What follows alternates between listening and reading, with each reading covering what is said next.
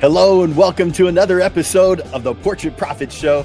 I am so glad you guys are here with me today. My name is Jim Landers, and it is my mission to uplift portrait photographers. Man, we sometimes could really use a little bit of that because we're out there, we're working hard, and sometimes we are just struggling. And so to have a little bit of help on the business side sure can make a big difference. Each week on the Portrait Profit Show, you get tips and systems on the business side of photography designed to help you gain a mastery over marketing and sales, reducing the struggle that most photographers face so you can finally get what you deserve. This show is for photographers who feel they have something to learn on the business side.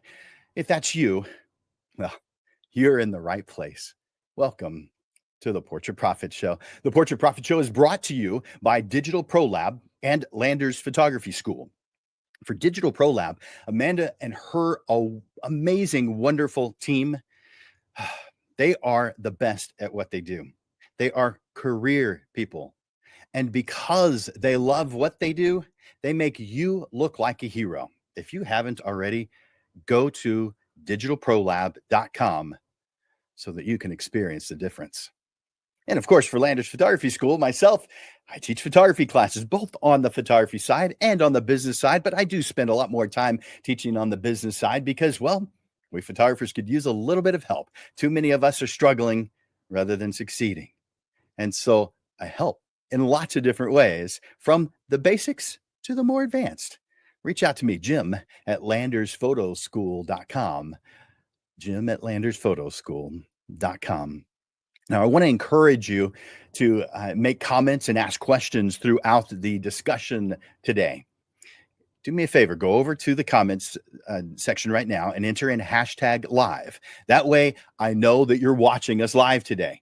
And for those who are watching the replay, please comment hashtag replay if you're watching it later.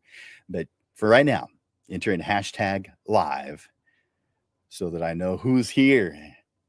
And I want to appreciate you guys for being here. Now, I also want to request that you share the Portrait Profit Show. As you know, Amanda from Digital Pro Lab and I deliver the Portrait Profit Show to you every single Monday for 167 Mondays in a row. We don't read off ads from Indeed. There's no video commercial from Netflix. All the time and expenses are funded from our own pockets. You get each Portrait Profit Show researched, written, edited, produced, and presented to you for free. But as the old adage goes, there's no free lunch. There's a price to pay, but we don't ask much. Here's what it is. Share the Portrait Profit Show. And that's all I ask. Just share it. Hit that share button. Invite others to the show. You're receiving value from what you get here on the Portrait Profit Show, so you pay for it by sharing. Help us to positively impact more photographers. Think about it. With every share, every recommendation, we are building a brighter future, uplifting all photographers. And we think that's something to get excited about. Welcome to our discussion on how I generate leads. As always, our monthly panel discussions, we have a wonderful group of panelists who have valuable insights to share. Each of our panelists has a different perspective on running a business, and they're here because they believe in uplifting the photographer community, and they want to inspire and motivate you. So get ready to be inspired and help me welcome the panelists by clicking like or love. And please, in exchange for their gift of time, do me a favor, go to the comments section and give them a note, a kind word, some thank you for being here. So let's introduce our panelists today. We've got Brianna and Oscar and Lisa. Hi, guys. Hi. So glad that you're here with us today. Happy to be here. Happy to be here, guys. Yes, it's going to be Glad fun. to hear that. Well, you guys rock. I mean, you definitely have other things going on in your lives because, well, you're a photographer and you're human. So you are sacrificing something to be able to be here with us this evening. And you're doing it because you love helping other photographers. And so I want to say thank you for that. You guys are awesome. All right. Let's bring you guys on one at a time because I'm going to give each one of you a moment to introduce yourselves. and then we'll get into the questions. So let's start off. I'm going to take Lisa off the screen and Oscar off the screen. Let's see. And I have just Brianna here with me. I'm going to make you bigger on the screen. There we go. Brianna, how's it going today? I'm so glad you're here. It's going great. Thank you so much for having me. I'm very happy to be here. Of course. Hey, can you tell us a little bit about you and what you do, who you are? Yes, of course. So I am Brianna Salinas. I own Brianna Salinas Photography. I've been doing photography for about 6 years, and I have had my business for about 4 years. And it's been a very, very interesting journey. Definitely, for sure, been a very interesting journey. I was inspired by my family to make this business. It was during the drastic changes of the COVID pandemic in 2020, before I was going towards a medical career, and the pandemic changed a lot in my life, and I consider it a blessing in disguise. One of my biggest successes that I've had in this business is being able to work from home. I have two little kids. I have a boy and a girl, and they're very young. And I've always wanted to be able to be a part of their lives as much as I can. And being able to work from home and create a career out of that has just been amazing. Um, Also, being able to work for myself, create my own hours. It's something that I never ever saw myself doing in the past. And now that it's become more of a reality, and before it was a dream, it's been really, really awesome. So that's about me. I also do events. I do portraits, says I do a little bit of everything. So it's been a very interesting journey. And I also do boudoir as well. Bunch of stuff. And it's amazing how many things changed as a result of COVID. So Yes. BC has a different meaning before COVID. Yes, for sure, for sure. And like I said before, I was really aimed at the medical field, and I really loved it. It was a very amazing part of my life, and it's something that I'll never forget. But being able to come into the photography community, it's just been a whole different life for me. And it's just, so if someone is out there and really wanting to, they're thinking about it, they're like, oh, I want to do it and I don't know, do it. I think, really finding your passion in different career fields is just a really big way to just kind of express yourself in your work. Nice. Thank you for sharing that, Brianna. I appreciate it. Yeah. All right, I'm going to bring on Oscar now. So I'm going to take you off the screen and bring on Oscar. Oscar, how's it going? Oh, pretty good, pretty good. Thank you for having me on your show. Yeah, of course. I'm so glad you're able to be here. Can you do me a favor and tell me a little bit about who you are and what you do?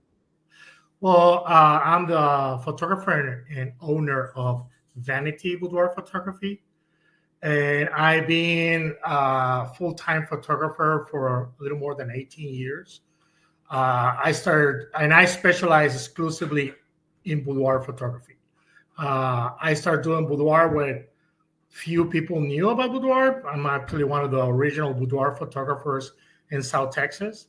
And so, I've been blessed all these years. I have won international award for my boudoir photography, and I've been published in several magazines.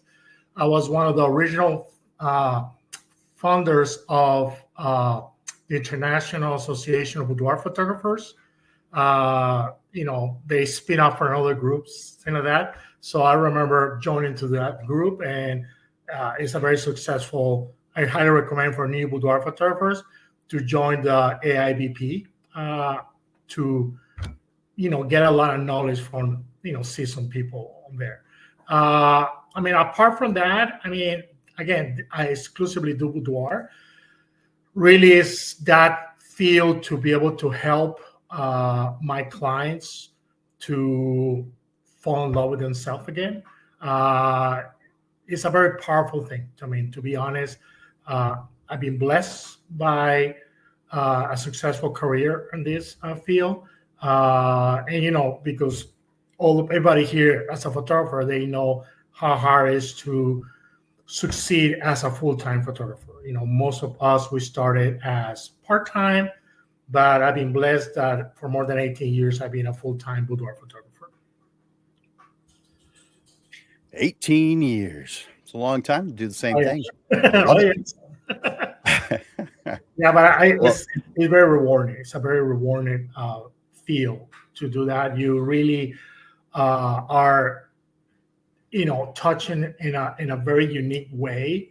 Their inner self. I mean, basically like a self-love, and it's very powerful to be able to see how somebody come to my studio and the way they live. I always make a joke: you will never be the same person again after shooting. love it. Thank you, Oscar. I appreciate that. All right. I'm going to take you off the screen and bring on Lisa. So, Lisa, how's it going today? I'm so glad you're here. Good. Thank you for having me here. Yeah, of course. Could you do me a favor? Do us a favor. Tell us a little bit about who you are and about what you do. Okay. Well, right now I'm Secrets by Miss Lisa, doing exclusively boudoir and pinup. I started off in the mid 90s. That's going to age me a little bit, but mid 90s as a journalist slash photojournalist. And so I did my time in the darkroom, did my time on a deadline, getting photos ready for newspapers and print and magazines. And I decided to take a break when my kids were little. And then I came back into photography in 2008, but I didn't want to go back to that kind of being on call all the time when I had kids at home. So I switched gears and focused on portraits and weddings and basically anything anyone would hire me for. And after how many years has it been since then of more than 400 weddings, I decided, I want to specialize. And so I started previously I've been working as Lisa on location, and now I switched to Secrets by Miss Lisa. Although I will occasionally do a wedding every now and then, or a family or seniors and that kind of thing, because I still have a large client base that knows me as Lisa on location. So I will take those clients on, but mostly I'm doing strictly boudoir and pinup in the studio. And I love it. This is what I want to do till the day I die. I love working one-on-one with women, helping them feel good about themselves, and just giving them this experience. And I really like to showcase women of all shapes and sizes and all ages, 21 and up, just how beautiful they are, whether they're a size 0 or a size XXX. And so it's given me purpose. And now that my kids are all grown and out, I know what I want to do. So that's what I do. Love it. Yep. It's interesting how we evolve to be, to do what it is that we do. We have stories of the interests, and then how they grow and how they change, and how, those changes occur from both within us and from outside of us. Man, so many cool variables that lead us in whatever direction it is that our heart takes us. So thank you for sharing that about yourself. I've got the first question for you. Can you, and in fact, let me bring up the description or the question itself. Let's see. There it is. Could you share your philosophy on generating leads? So what does the process of attracting potential clients mean to you? Well, I mostly focus on building relationships. So one client comes in, she has a positive relationship, she feels wonderful about herself, so she goes out and she tells all her friends. And so I build a client base that's kind of all interconnected, because they all know each other through some way, because I've touched one of them or touched their friends in such a way that they felt they could trust me with something very intimate for them. And so relationships is my philosophy. Build relationships. Well, that makes a lot of sense. I mean, with the kind of work that we do, that's an important thing to do. I guess there are types of photography where that wouldn't make as much of a difference, but based on what you described about what you do, that's an incredibly important thing. So yeah, makes a lot of sense. Thank you for sharing that. I appreciate that, Lisa. All right, I'm going to ask that same question now of, let's see, I'm going to ask that of Brianna. So I'm going to take you off and bring her on. All right, Brianna. You probably heard that question already, but I'm gonna say it again just in case, and I'll put it up on the screen too. Let's see.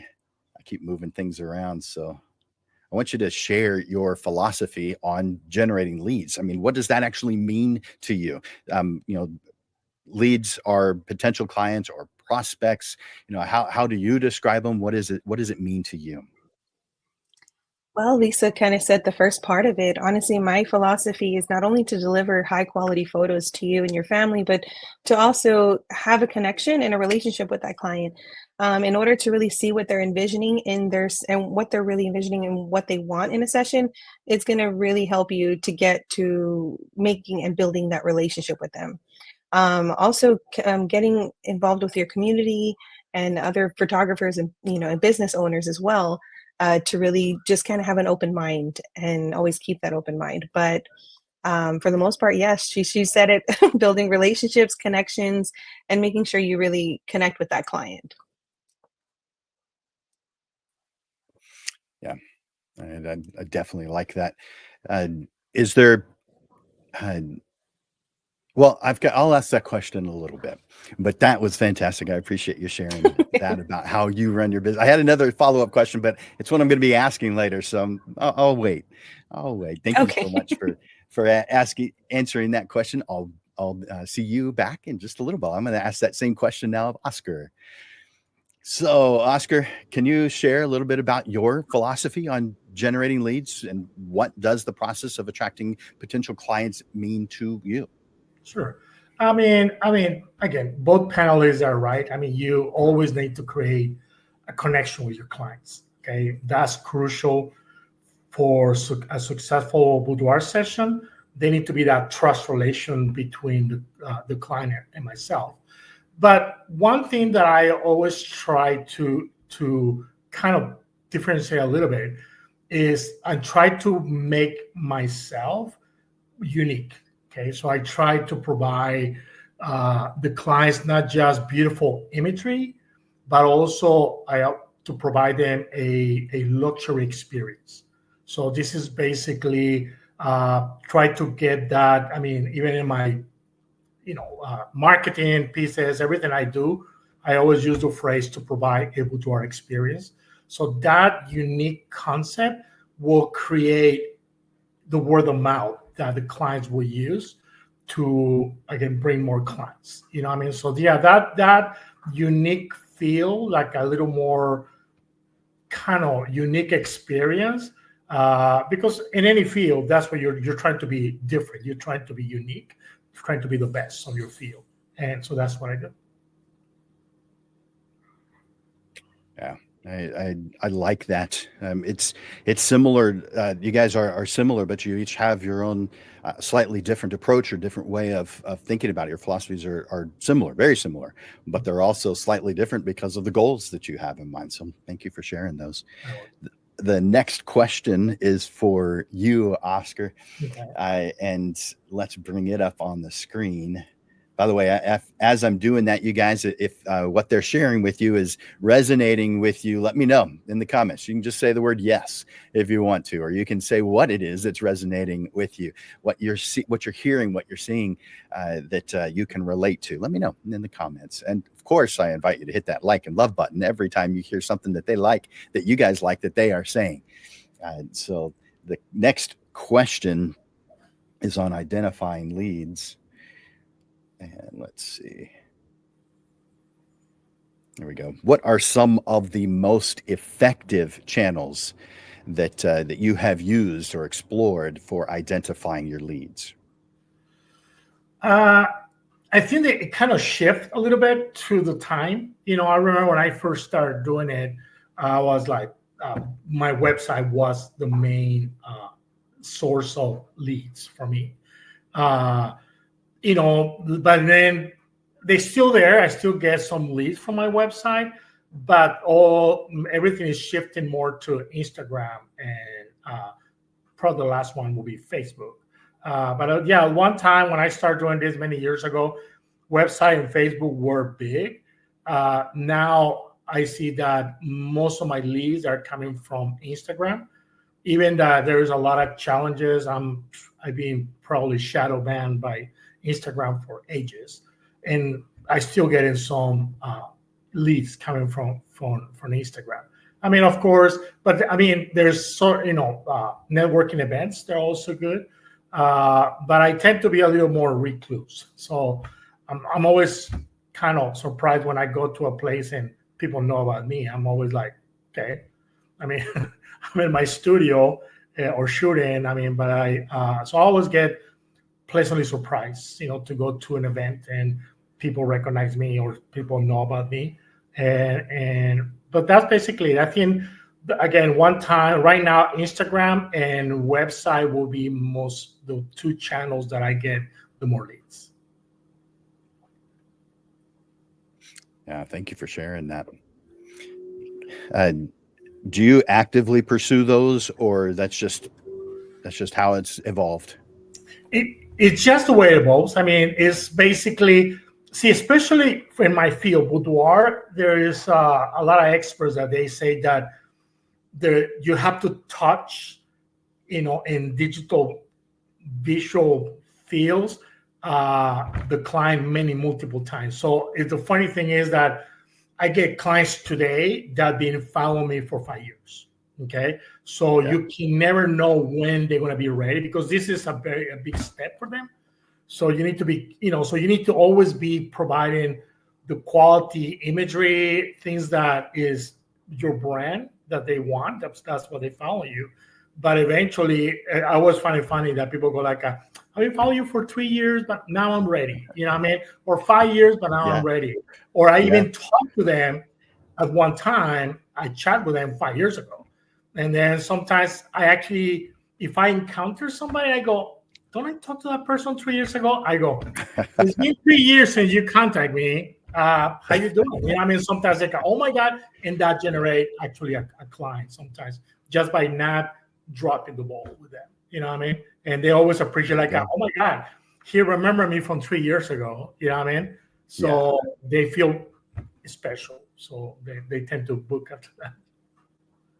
Nice. Thank you for that, Oscar. I appreciate it.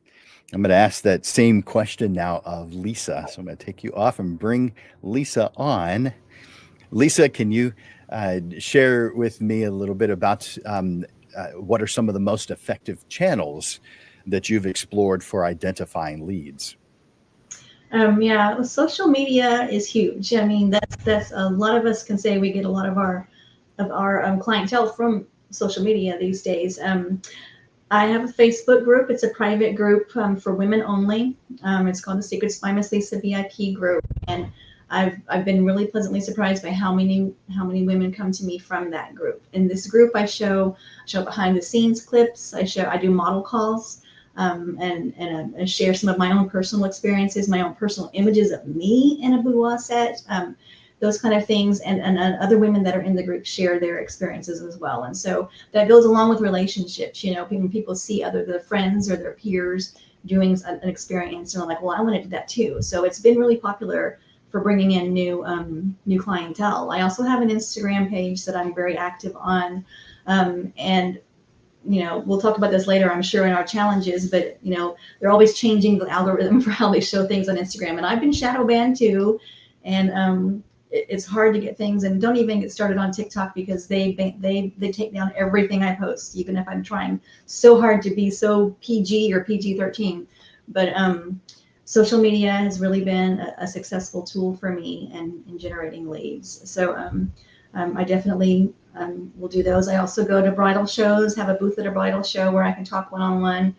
And it's hard to say this being here on live stream, but I'm an introvert. I don't talk well with people, but I try to say that when I go to these shows and I'm reaching out to these clientele, I'm playing a role. I'm pretending like I'm this super happy person who wants to talk to you, when really I'm like, I don't want to talk to these people. I want to go home and read a book. But I do this because I want these people to come in. As an artist, I want to photograph them, and I got to pay my bills, so I got to do this. So I play that role of this person, even if I'm inside. I'm not the kind that likes to get out and talk to people and to meet people and shake hands and that kind of thing. But I found that is a way to get leads into as well, just that one-on-one interaction at these bridal shows, or car shows helps too, because I'm a pinup photographer, so I go to a lot of car shows and talk to a lot of the women that walk around wearing pinup wardrobe and say, "Hey, why don't you come in and have a session with me and be a real pinup?" So those are kind of the things that I found the most success with, is those methods, and I'm interested to hear what everyone else has to say. about how they generate their Nice. leads too. Yeah. Those are good ones. You commented about being introverted. I'm amazed how many photographers are introverted in their personal life and everything other than photography. But when it comes to photography, they're generally not. Well, They can talk to we're anybody. artists at heart. We're artists at heart, Mhm. and artists tend to be, in their own heads most of the time. They don't tend to like to be the ones that are the social butterflies, and so that's what I have to do is just pretend like I am for for a couple hours here and there. Is that line on TV that says, "I'm not a doctor, but I play one on TV"? Yes, I'm not an extrovert, but I play one at bridal shows. Yeah. There you go. Thank you for that, Lisa. All right, let's bring on Brianna for that same question. So, Brianna, can you tell me what are some of the most effective channels that you have explored for identifying leads? Yes, well, one of them was Facebook, of course, social media, but also knowing how to use it as well. Like Lisa mentioned, she has her own personal group that she, is able to connect with her clients, which is great. Also, there are many other groups. And so it just really depends on what your business is what kind of business you're trying to bring in. So as for me, being a wedding photographer and a portrait photographer, I'm a part of groups where you can, it's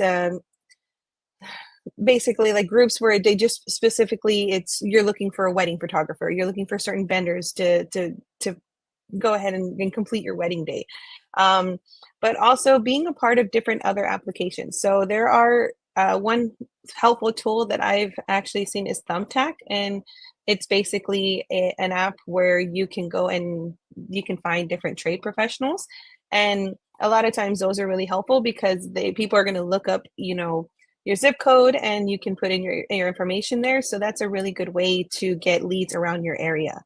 Also, I'm a part of an organization. You can get a part of different organizations. I'm a part of the Texas Wedding Guide, and that has really helped me to generate leads within the field that I want, which is specifically boudoir and wedding photography and events.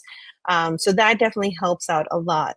Another thing is getting involved with your community. So basically going around the area that you live in, looking at different venues and looking at like, hey, introducing yourself and really getting out there and not being afraid to step out of your comfort zone.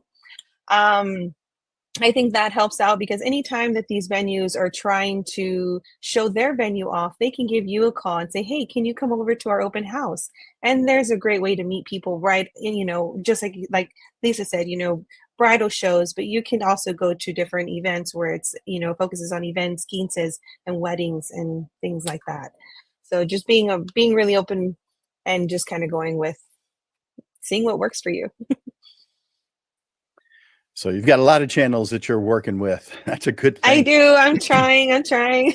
So, but I mean, one of those. The one thing I'm so sorry. Go ahead. No, you're good. I want to hear you. No, being that it's this is the business side is very new to me, so I'm having to see, you're gonna fail in certain parts where, like Oscar said, see it all just really depends on where your marketing is at. Sometimes you're gonna feel a little overwhelmed, but you just need to just kind of rethink everything. Okay, where do I need to be at? Maybe I should try to change things. So having a lot of different ways to generate leads, going to open houses and really getting involved with your community, being a part of these Facebook groups and organizations and things like that can really help you to generate multiple leads from different places. Great. That makes a lot of sense. So now we have listed several of the channels that you use. And by the way, you guys watching, if you've got any questions for our panelists, feel free to ask them in the comments section. By the way, because of recent changes on Facebook and other places other social media channels that we are simulcasting to, we don't receive all of your messages anymore. Sorry about that, but we do receive some of them. In fact, quite a few of them. I think there's 4 of the 8 places that we are simulcasting to that we still get the messages from. So ask those questions in the comments, and if I see them and I like them, I might bring them up on the screen and ask our panelists about them. But we've now listed several of the ways that you are using, some of the channels that you're using to generate leads. I want to know, how do you leverage those digital marketing tools like social media or SEO or email marketing to generate your leads? You might share a specific campaign that proved to be particularly successful, but can you share with me, how do you leverage these marketing tools? Well, on that one, it was really just trying to keep up the marketing side, being able to market yourself through your website, Instagram, and all of these can get a little overwhelming whenever you're the only one doing it. So really just trying to find different ways. Like for one of the things that I learned was, when I was getting a lot of leads at one time, I was getting all of these phone numbers and emails, and my thought was to call all of these numbers. And it actually wasn't the best thing for me. I was spending a lot of time calling and on the phone and trying to reach out to these clients, and it really wasn't the best way for me to do that. So one way that I've found that's been a little better, and it's actually kind of in the works of the process, just kind of, I'm barely trying all this out, is basically getting an email generator. So it cuts my time off on having to type out these emails individually to these clients. I'm able to just send all these emails, at once, and it just saves me so much time and also helps me to focus on everything else that I want to focus on. Perfect. Yeah. Thank you for sharing that. An email generator, is this an AI that you're using for that? An AI No, app? so it's actually super new. It was recommended by another photographer. So again, networking with other photographers and really building relationships can really help and go a long way. It's called Clavio, and it's very new to me. I mean, when I mean new, it's new. So if anyone has any questions, I can definitely even answer questions after I kind of used it for a good while. I can let you know how the reviews go on that. But as of now, I'm building everything at this moment, honestly. So you're hopeful. It looks good. Yes, it's a way that I'm trying to, you have to really just be really open, and it's okay if things don't go if things don't go your way, it's okay. Just try to find another way and reach out to your community, your photography community, and your mentors. Makes sense. Well, thank you for that, Brianna. I appreciate it. Let's ask that same question now of Oscar. So, Oscar, we had you list the social media channels that you use. Can you give us an idea of how you use them? Not just the list, but how you use digital marketing tools like social media, SEO, email marketing, whatever tools it is that you use to generate leads. Can you give us an idea of how you're using them? I mean, it's kind of complicated because, again, especially in my field, I mean, like the other panelists, there's no standard in social media. I mean, they look like, to be honest, it's almost like you feel like you're a boudoir photographer and you have a target on your back, because even if you try to like place an ad, most likely they will get shut down, right? So for me, there's one point that I just don't care anymore about the shadow banning and just trying to provide the best product, the best images possible into my existing social media. Okay, definitely. So that's on the actual social media digital marketing stuff. And again, I try different channels. At one time, I have some videos and TikTok that went viral, a couple millions, but now everything I put on, they get shut down. So it's kind of, I cannot even tell you like a success story per se. It's just being consistent. I mean, keep providing good product, good images, because eventually that, I mean, I see people like, they see me online on my product and they tell their friend to their friends. So sometimes I get people, basically, because we don't have no help from social media about showing our product, people will tag their friends and they will tell their friends about me, about the product that I gave them, the experience. That's basically, I mean, I don't have an incredible successful way to tell you about social media. It's just keep consistent, keep producing great product, great images, and eventually people will see you and turn around and come back to you. So you've got the keep on keeping on, don't give up philosophy. Oh yeah. And it works. I mean, when you have an end, you have a goal in mind and you're heading towards it, just like on a road trip, you've defined where it is you're going. You just keep on going down that road. And yeah, there may be some construction along the way, and maybe even a detour. There's going to be some exits that you're going to have to take to get gas or to get some food, but just keep on the road and you'll eventually get to where you're going. Is that right? Is that your philosophy? Yeah, because I mean the problem is, honestly, you feel target. I mean, I feel target, and not just me. Most of the boudoir photographers I know, we feel target. So if we were going by the feeling of being attacked or not being recognized, I should quit many years ago. You know what I mean? So that's what I'm saying. You're providing good service. You're helping your female clients. So don't give up. Just do it because that's the right thing to do. Because even that they don't, I mean, there's no help at all. I mean, they used to be years ago, but this day and age, I mean, I see it in all the professional boudoir groups. Everybody's being hammered by social media. And again, there's no standard. There's no way to appeal it. So, I mean, from one way you have, images that are almost like an X-rated and they have millions of views. And you go, really? And then I put a very vanilla image and they get shut down. So you go, you know what? I just give up from that point. So if you're doing it for the right reasons, don't give up. Just keep producing and giving the great experience to your female clients. Thank you, Oscar. I appreciate that. All right, I'm going to ask that same question now of Lisa. Bring Lisa on. So, Lisa, can you tell me about, you've listed several of the channels that you use to help generate leads. Can you tell me how you're using those channels to generate leads? Well, I think the others did a good job of talking about those. One thing that nobody's mentioned is SEO, and I know that's part of it.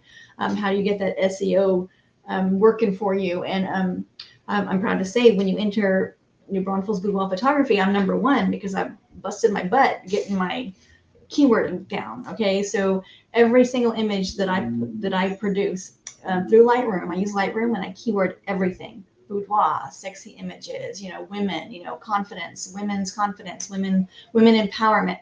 All these words I've keyworded into every single image I create. And so a lot of these, I mentioned the model calls earlier. I never put an image out there without a signed model.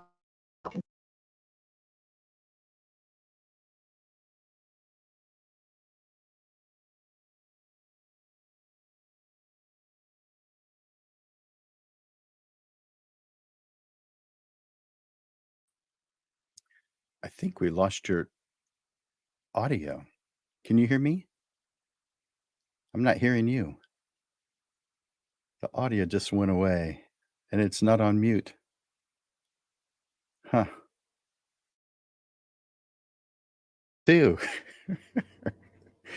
Dang it. I think maybe I can come back to you and maybe you can log off and come back on. I don't know if that'll do any good, but I don't, the audio is gone. It's not just me, guys, right? You, Brianna, Oscar, can you hear Lisa? No? Okay. Dang it. Got it.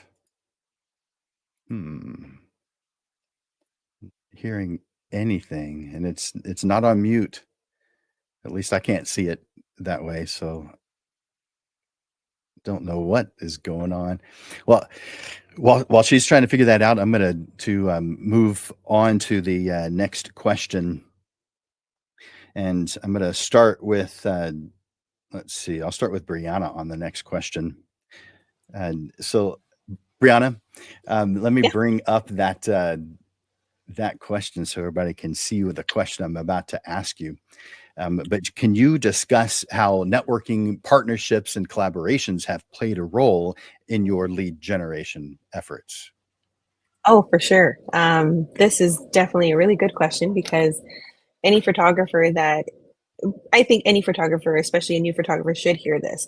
But getting networking and collaborating with local photographers has played a huge role in my success.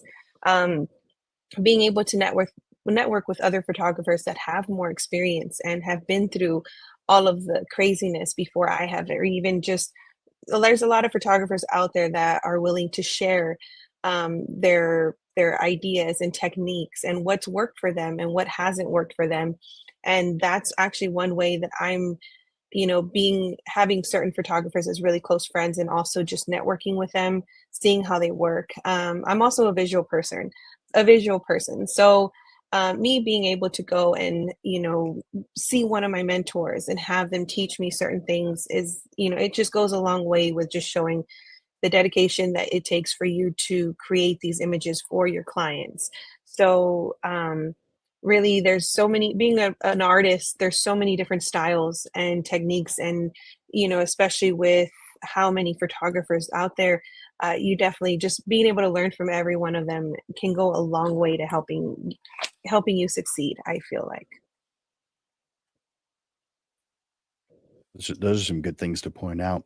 Um, do you feel like you've evolved quite a bit in that area, or do you feel like you've always had that?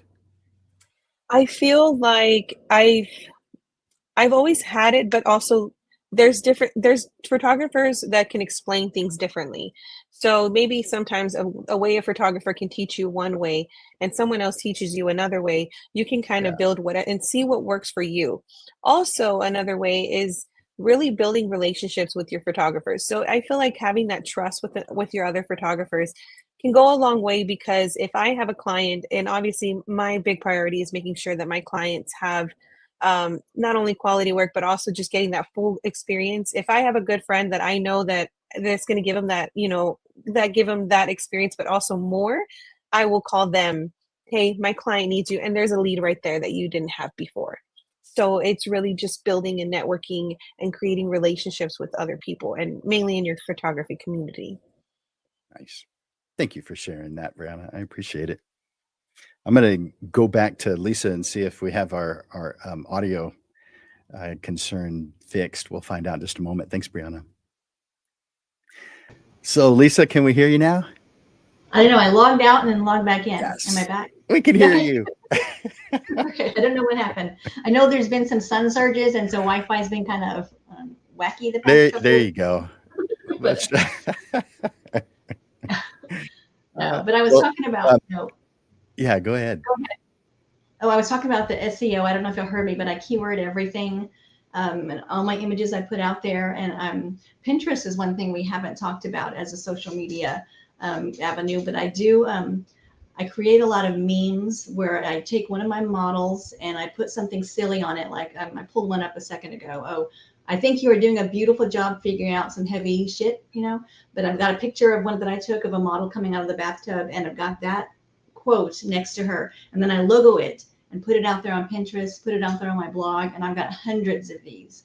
And so a lot of times people will post on social media these little memes, and there it is. My logo is getting shared over and over again, along with all that keywording that I embedded into it. And so stuff like that kind of helps. Google's always looking for keywords. Google's always looking for stuff like that.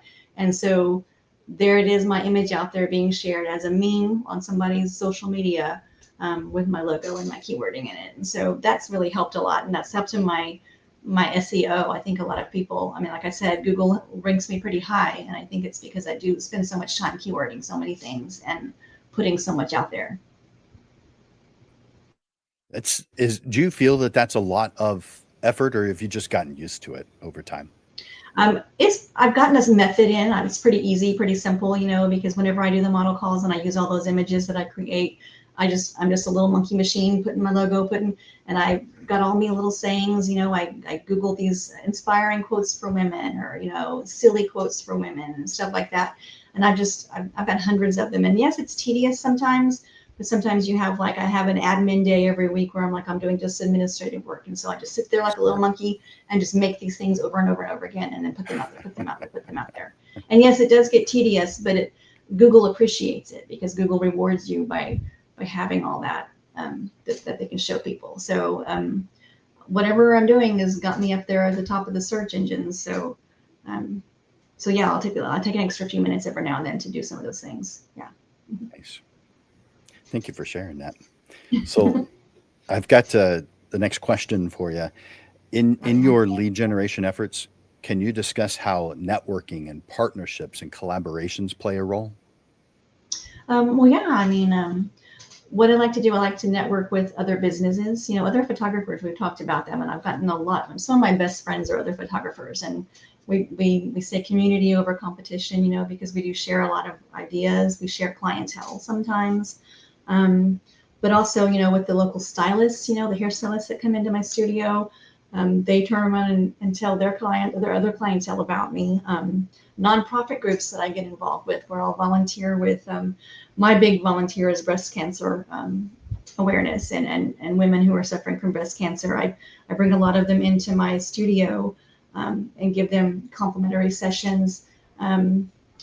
And then they share these sessions, and then I share these sessions of women with double mastectomies, loss of hair, those kind of things, and they really touch me hard. They touch other people out there, so I get a lot of business from women like that, and I always have a nice little discount for women who come in here with those kind of problems. So, but even I can see even clientele from their friends and their family and the people in the community who appreciate that kind of work that I do.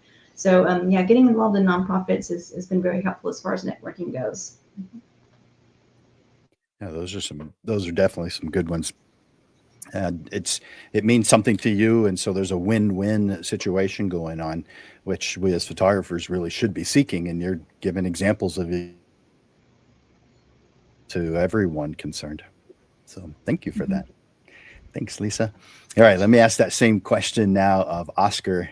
So, Oscar, can you discuss, as far as your lead generation efforts, how any networking or partnerships or collaborations have played a role?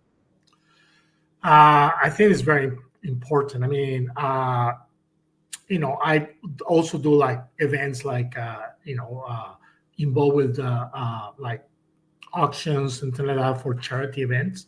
That's been very successful in the past.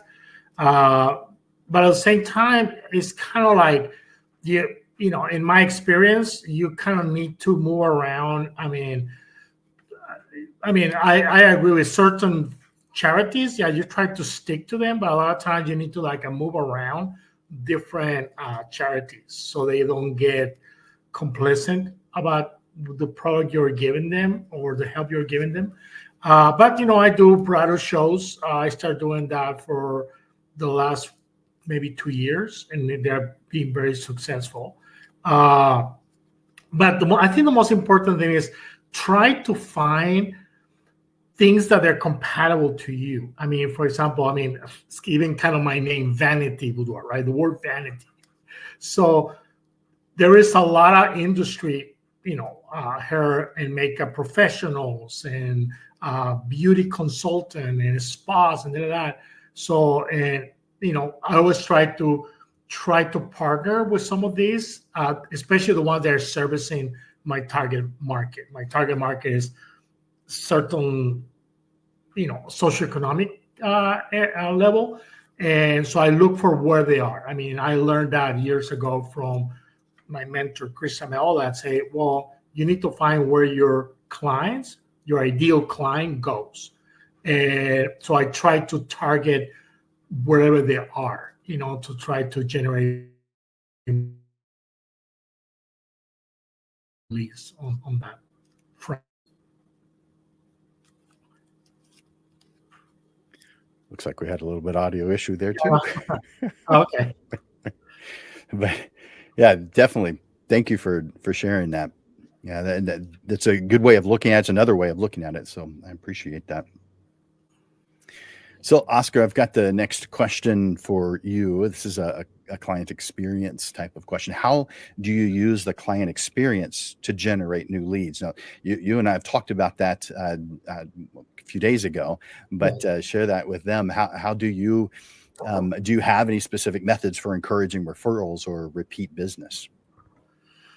Well, I mean, I think it's crucial the client experience, the boudoir experience that I provide to the clients, because I want you to think for a second, like the first time you have or you saw somebody with a gadget, an iPhone, an Android phone, a new type of laptop, a new type of TV screen, right?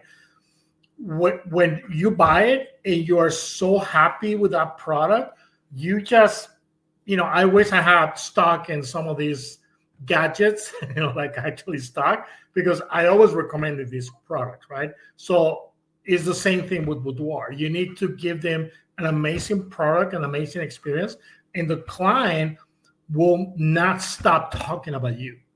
They will tell all their friends. They will be very open about what they did. And again, when you tie in that with the right charity events, that give you that kind of like expertise level, on this front. But yeah, definitely another thing that I do, I give my clients a referral fee. Okay, so if they send me their friends, they will accumulate X amount of money for the next session.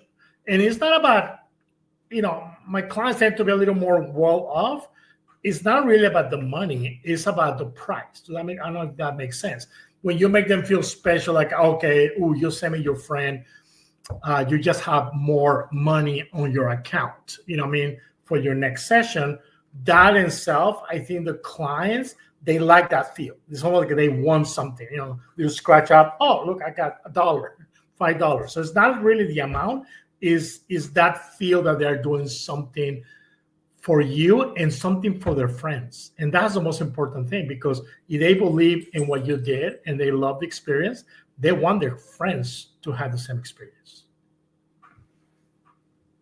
Yeah, that's true.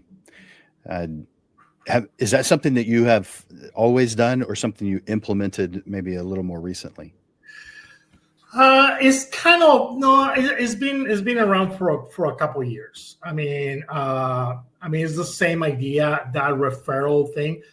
One thing I do is I also have referral fees to other professionals, and that's cash.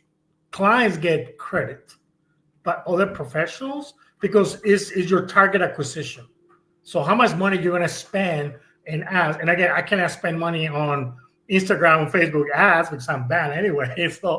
So I take that money and try to give it to other professionals that will send me their referrals. If that referral becomes a full paid client and so on, they're gonna get a referral credit, a referral for me, but that will be cash.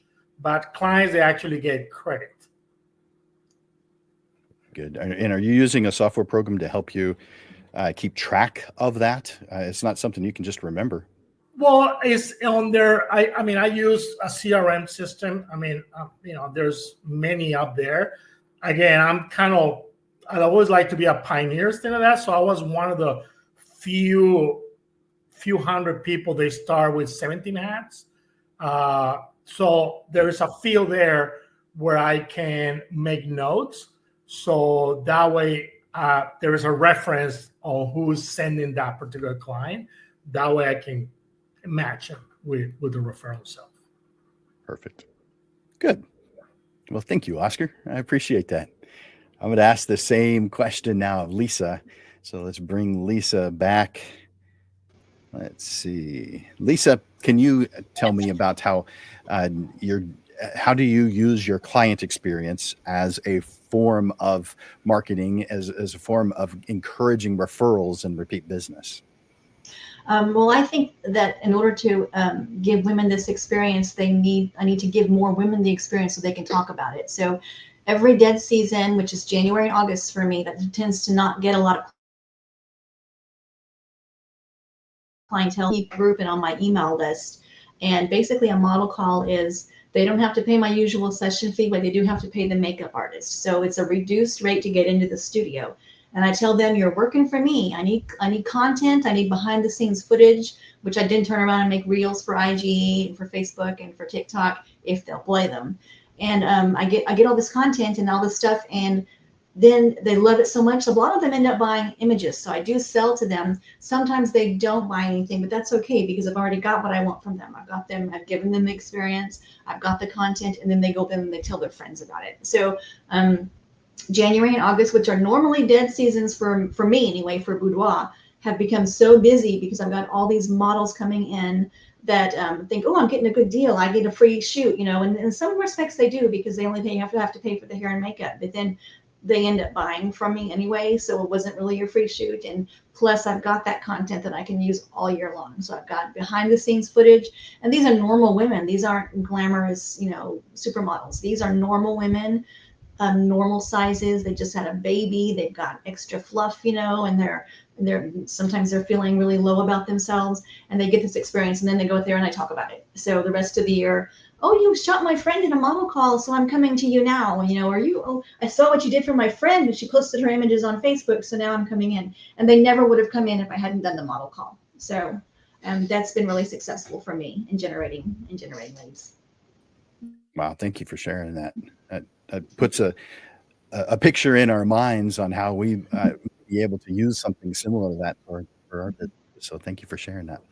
All right, I've got that same question now coming at Brianna. So let's bring her on. Brianna, you've got sunlight coming right into you. I do. I just saw that. I'll sit up a little bit. Well, can you share with us a little bit about how you're using the client experience that you give your clients, how you're using that as a tool for generating new leads?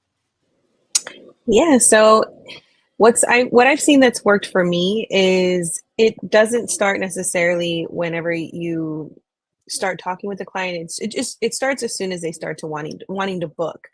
The experience that you give to them, whether it's, instead of just kind of texting them, you can, create a web chat. You can, meet with them in person, and showing them that you have that time that you're going to make for them to really just to show them how you're going to be putting them as a priority. Making them, it's not really, like Oscar said as well, it's not just providing the high quality work, it's really connecting with your clients. It just goes back to that main thing, is building a relationship with them to see what they're envisioning in order for that to happen. And whenever you do that, you're able to create that art and that work that they're wanting. And that's what can help you stand out. But also it helps to create the word of mouth. I had an amazing session. And you start to get different word of mouth. You start to get leads that way. So it's also a great way that I use personally. And I've seen it help a lot.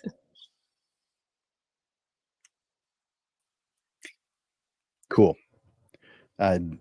Is that something that, tell me about how that evolution was from when you started off to how you are now, because things like this change over time. You learn more things over time.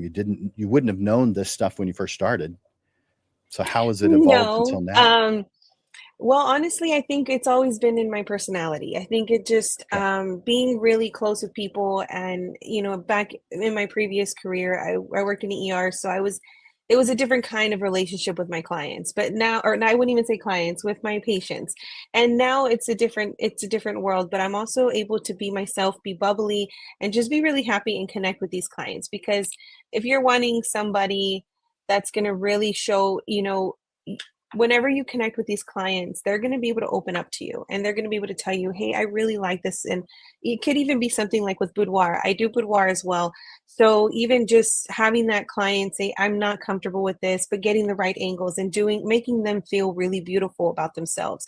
So in order to, it's not just about going and taking the photos. It really goes, for me, it's gone a long way to really connect, but it's also helped my business because it's really just given me the insight of how important it is to the client just to connect with, not just to be just another photographer. You're someone that took the time to really, really listen to them and what they wanted, because they are paying for their services. So There you go. Perfect. Well, the next question is going to start with you. And so Okay. this is about lead qualification. So I want to know how you qualify your leads to focus your efforts on the most promising prospects. So what criteria do you use to determine a good fit for your photography services? And before I let you answer that, I want to make sure that all the viewers are understanding a qualified lead is someone that matches your target market description. So you may think that, well, it's someone who likes what I do, who likes me, who's willing to do business my way, who can afford to do my business with me. You get to define, of course, what your target market description is, but how do you qualify your leads to focus your efforts on just those who are the most promising? Because you can waste a lot of time with people who aren't going to ever be your client. They aren't the right fit. How do you deal with that? Well, whenever I go to an open house and I see a client, I first ask them the basic questions, because you don't want to spend a lot of your time on clients that are also looking for, they really aren't a match for you as well. So if the clients don't fit whatever you're trying to accomplish, then it's not going to be, it could be a waste of time. So the way I do things, whenever I have a client, I'm at a wedding show, the first thing I ask is, when is your date? Do you have a venue? And kind of seeing that part of it. If you can ask those basic questions, hey, my date's this date and you're already booked. Okay, I'm sorry. You get to pass the client on to another photographer. It's more of just knowing where you're at and what kind of clients you're trying to attract to make sure that you generate an active lead, and to make sure that they also are not wasting their time and you're going and saying this whole speech and about how you want to be booked with them and everything. So it can help just really connecting with that client as well and asking the right questions. Yeah, that makes a lot of sense. Thank you for that. I appreciate it. Yeah. All right, let's ask that same question now of Oscar. So bring him on. So Oscar, this is a lead qualification question. How are you causing your leads and the people you actually work with to be good quality leads, qualified leads for you? How are you focusing those efforts so that you are working with just the most promising prospects and not wasting your time with those who aren't going to do business with you or who you don't want to do business with?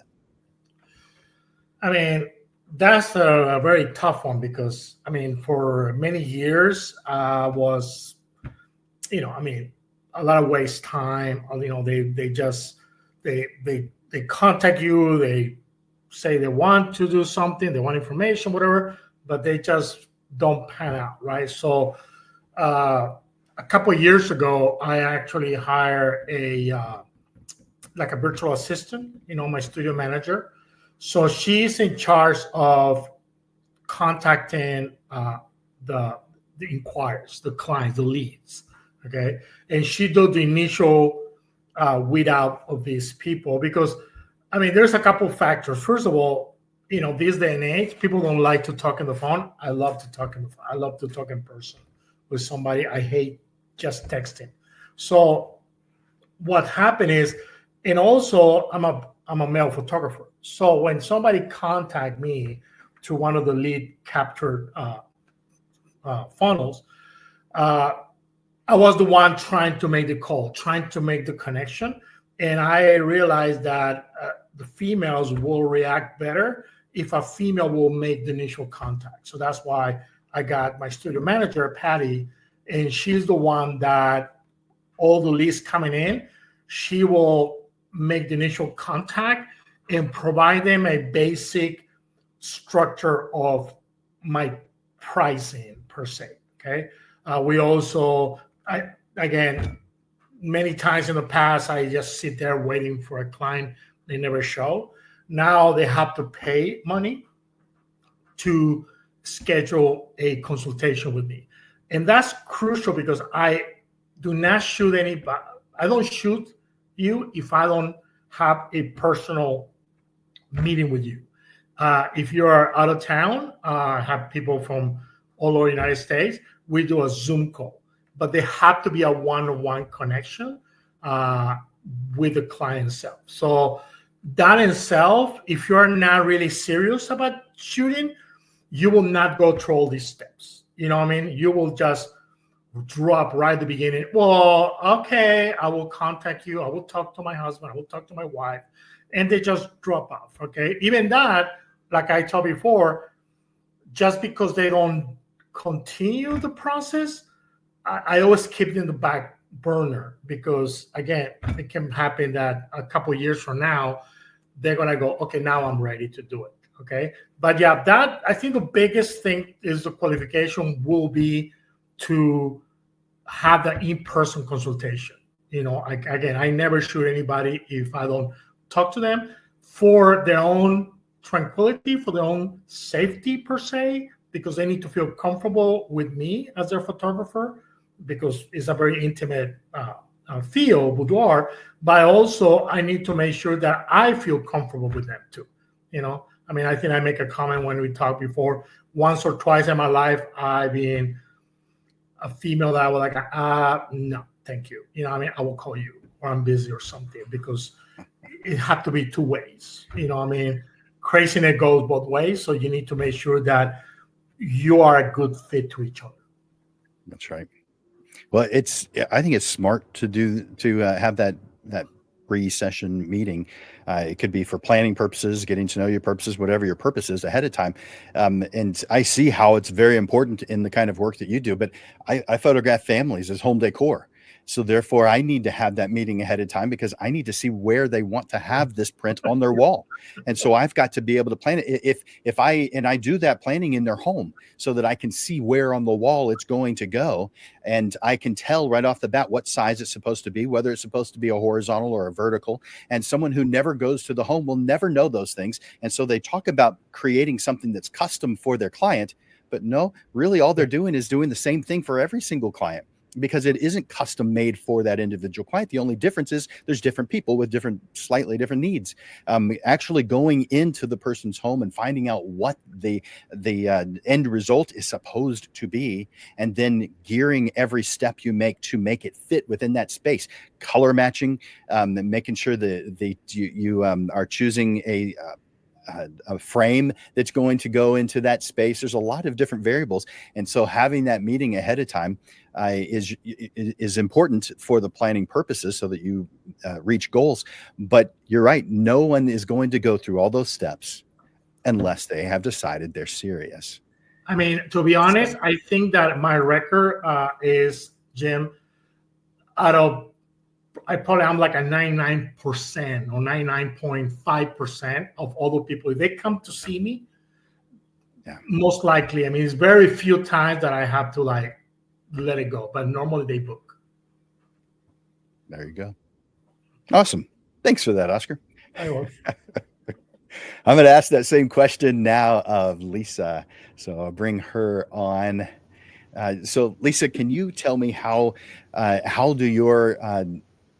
you qualify leads to focus your efforts on the most promising prospects? Sure. What I say all the time is that clients with money who spend a lot have friends who have money who will spend a lot. Okay, so those clients who spend a lot, I'm gonna baby them. I'm gonna treasure them. I'm gonna invite them. I'm gonna make sure it's on my email list. I'm gonna make sure I send them little updates every now and happy birthday on their birthday, things like that. And a lot of the times when I mention my model calls, and I want to clarify a couple of things about model calls, is that I'm not giving them all their images. I give them 4 or 5 low resolution with the watermark, and they have to come back into my studio to look at the rest of them and then decide what they want to buy. So that's how I do model calls. It's not like I'm giving everything free. But a lot of the times my high dollar clients, I have several of them who answer my model calls, and I know they're high dollar clients. I'm gonna tend to favor them opposed to some random person. I only do so many model calls. I only pick so many clients. I'm gonna favor them and their friends who say, "Hey, she taught her. Can I answer your model call?"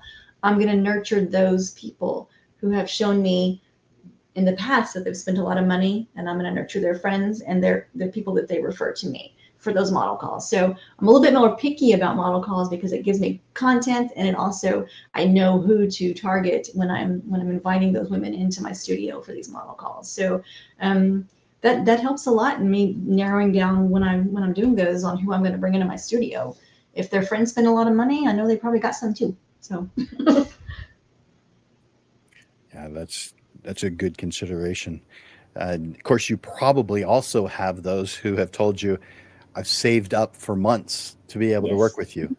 yes, And yes. so, how do you attract them as well, or are they just attracting themselves? You're not really. It's a side effect. It's not really something that you're It is a targeting little bleed over, specifically. because like I said, I have that VIP group and I have the mailing list. And so women who are in that, who see that, and they know that I charge this much because I don't make it a secret about how much it is. And so I Good. do have those that come in. Sometimes even the women who don't make a lot of money come in and say, oh, I can't afford that. And I'm like, well, it's convenient that I have a payment plan, because I do. And so I do have a payment plan for those. And I'll work with them and I'll say, this is your budget. Okay, this is what I can give you for that budget. So, Yeah. and if you want this, I'd be happy to put that on layaway for you. And here's my payment plan contract. I love the payment plans because that's a monthly charge that I know I'm going to get every month. And so, like you said, businesses, they fluctuate. Some months you're like, oh my God, somebody call me. And some months you're like, I don't have enough time to do all this. Those payment plan clients, I love them because every month I know I'm getting those payments from those from those payment plans. So Are yeah. you automating those with a credit card, or are you allowing them to pay with a check or bring in cash? Well, most of it's credit card. Yeah, and they select Yeah. the day of the month, and so I program it into my calendar that on this date this much gets charged to this card. So it's pretty much automated. Yeah. And it's a different business models need different solutions, Yeah. and so for mine, that was something that I did. Most didn't need it, but for those who did, it was beneficial. But what I found, for at least for family portraits, and every genre is different, every target market's different. But for my family portraits, there were definitely people who couldn't afford it but would save up, and would want to do it. They may save up for quite a while, but the example that's coming to mind is not a family portrait, though. It was a wedding that I did years ago, and I, I stopped photographing. I stopped marketing for weddings in 2013, and I stopped really photographing them in 2015. Although I did one in 2016, but they were very time consuming, and I needed more time to be able to teach my photography classes because I wanted to help other photographers. And so I just stopped doing the weddings. But I remember one particular person calling. The story that it's coming to mind is a bride who called and said, I probably shouldn't be telling you this, but I already know I want to work with you. And then she asked how much. Okay. And Yeah. so I, of course, different at that time, I couldn't answer that question just yet. I had to find out what they wanted. I call it finding out what they want in their bag. Like if you go to HEB and you talk to the first person with an HEB name tag on, you don't say how much is a bag of groceries, but you Right. could ask specifically how much is something, or where to find that something. And so the analogy that I make is find out how much is in their bag before you give a quote. Find out what they want in their bag before you give a quote. So I found out what she wanted in her bag, and she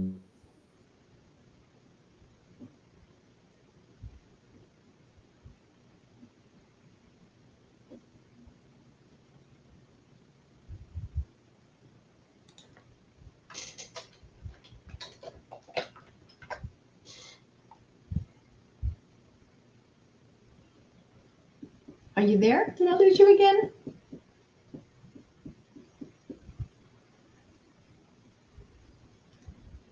Did I lose you again?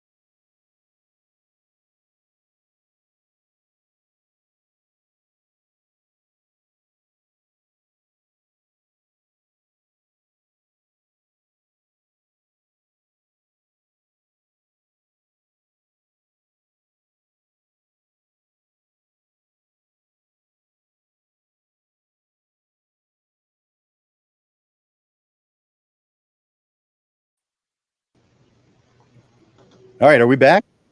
Yeah, I lost you. I was kind of wanting to do a solo here. So So I've got battery backup in here, but our electricity went out. And so oh no. that means even our internet has gone out. And so I'm connecting via my cell phone, a hotspot on the cell phone. So I don't know how much longer that's going to last. I think it's going to last 37 minutes. So Okay, well, we only got 10 or so. So there we go. So we're good. Wow. Oh, I think the power just came back on. Well, who knows why stuff like that happens? I think you're right, Lisa. It's the sun flares. So yeah, I think so. I don't think we've Affecting me for the past couple of days. technical- man.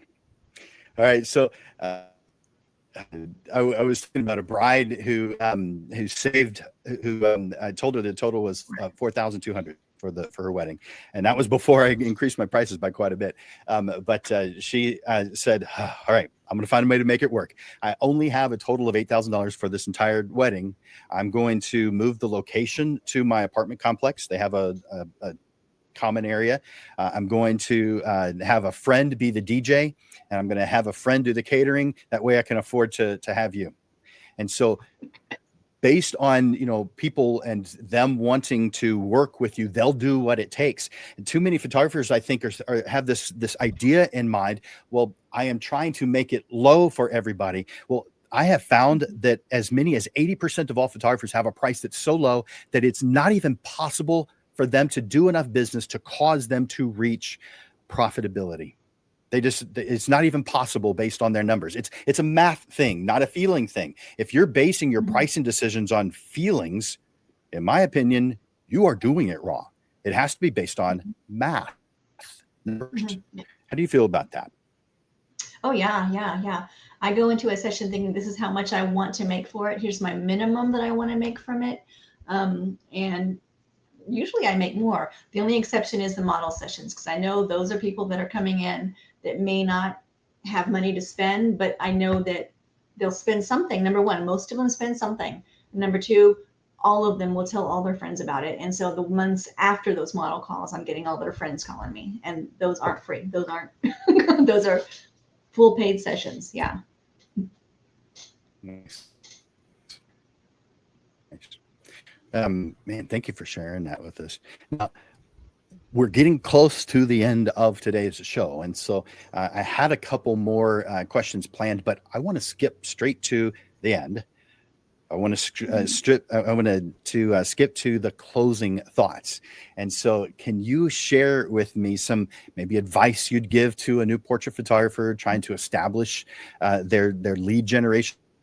You've got some advice, some suggestions, some things to avoid. My suggestion is don't be afraid to fail. Some of your ideas or some of your marketing plans are going to fail. They're going to be like, oh my God, I can't believe I did that. Are you there? There we go. Some of them will succeed. Some of them will fail. Some of them will succeed. Just don't make the same mistake twice. So if something fails, it's failed. Also, don't spend a lot of money on props or things that you think are going to get something in. Go in it with passion and but use your brain. So you're not going to go into it thinking, if I buy this backdrop, it's all going to be good. If I buy this prop, it's all going to be good. That's not how it works. So just don't be afraid to fail. Sometimes your plans don't work out, and sometimes they do. So. Yeah, that's good advice. That is something that a lot of photographers do, is overbuy stuff that they think they have to have. And I have definitely bought things that I never used. Backgrounds. I thought, wow, what a cool background. I'm going to love this. Purchase the background, and backgrounds can be cheap, but the majority of them don't fit that category at all. They're a little on the expensive side. Man, I've given them all away over the years, but I definitely spent money on things that I absolutely thought I needed to have, and I absolutely did not need to have those things. Yeah. So thank you for that, Lisa, and thank you for being here on the show today and sacrificing whatever it is that you would have been doing otherwise. Oh, just supper time, so I'm hungry now. I'm gonna go eat. Yeah, I understand that. All right. Thank you, Lisa. I'm going to bring on Brianna next. So, Brianna, we have reached the end. Can you share some closing thoughts that you have to share with other portrait photographers, maybe even new portrait photographers? Yeah, one of my big ones is don't be afraid to be open-minded and to reach out to people that can help you. One of my big things is also, since I'm new to the business side, I reached out to awesome Jim Landers, and he has helped me a whole lot. Also, taking advantage of getting to know your mentors, getting to know your community, and being a part of all of that really helps and goes a long way. And if you have any questions, you could always feel free to reach out to me directly, and I'd love to answer any more of those questions more in depth. Because you rock. Thank you. Yeah, Brianna and I have talked many times for probably many hours over the years. The past couple of years, I guess, not a huge amount of time, but I definitely always enjoy visiting with you. You've got that smile is like always there. I'm surprised that you don't have some permanent wrinkles right here because of it. Well, just know if you ever come to me for photos, you're going to get this very smiley, bubbly person in your session. Totally believe that. Totally believe that. Oh, man. Thank you so much, Brianna. You rock. I appreciate you being here this evening. Thank you. Thank you for having me. Of course. And I'm going to bring on Oscar to share his closing thoughts. So, Oscar, you're full of advice. When we've talked, you've had so much to share and contribute, and you just, you're generous with the information you're willing to share. What advice can you give to portrait photographers who want to do a better job of lead generation? I think the most important thing is show your best. Okay, so it's especially on this field, portrait, boudoir, kind of thing like that. I think that the problem I see a lot of new photographers, they start like trying to do boudoir or portrait, but they are trying to get clients without showing their work. Okay, and I think that's crucial. I mean, honestly, I feel like that's kind of cheating because or they use other photographer images or a Pinterest board. I don't agree too much with that concept. You need to show your work. So my advice to somebody new is shoot a lot. Okay, get a couple professional models. Is invest money on your skill. So get a couple professional models. They're not too expensive. Somebody they know how to move, and then shoot. You're gonna get beautiful images, regardless, because they know how to move. You're gonna be clueless, but you're gonna be able to see what you did, and then you're gonna start learning the posing process. You're gonna start learning the right lighting, all these things, and then you need to show and show that work into your social media, because that's what people want to see. They want to see beautiful imagery. They want to see themselves there. Okay, when they see an image, they're gonna go mentally go, "Ooh, I'm gonna look like that." Okay, so if you have a beautiful image, but it's not yours or it was a fluke, you're gonna get, instead of getting a great experience, you're gonna get them a bad experience. So I think for me is you need to work with a professional like hair and makeup team. I never shoot without professional hair and makeup. And again, at the beginning when you started, shoot a lot. I'm talking insane amount of shooting. And again, get a couple professional models.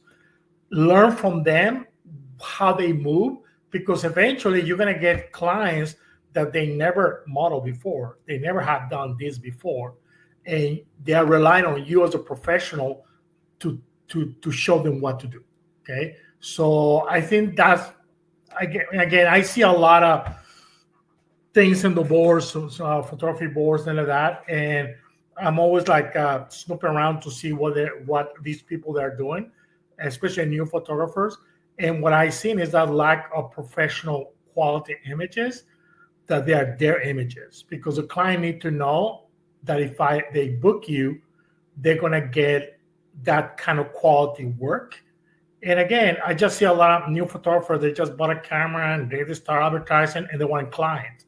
I go, no, I mean, you need to do a lot of legwork, a lot of shooting before you can charge, the kind of money that, like you're saying, Jim, they're going to make profit for you.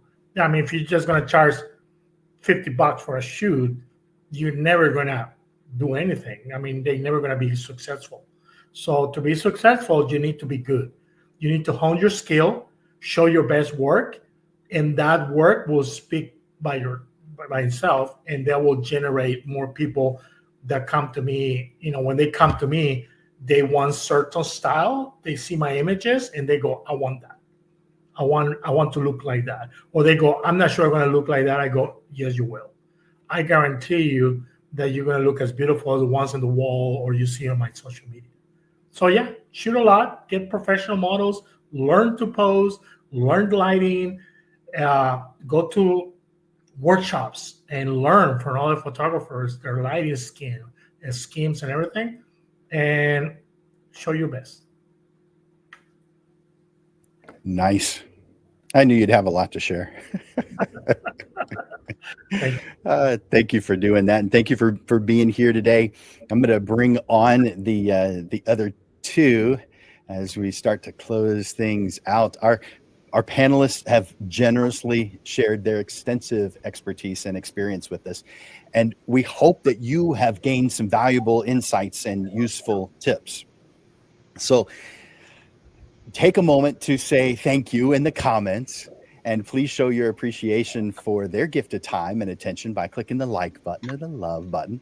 It's wonderful people like Brianna, Oscar, and Lisa who uplift the photographer community, and we want to encourage them to do so with our comments.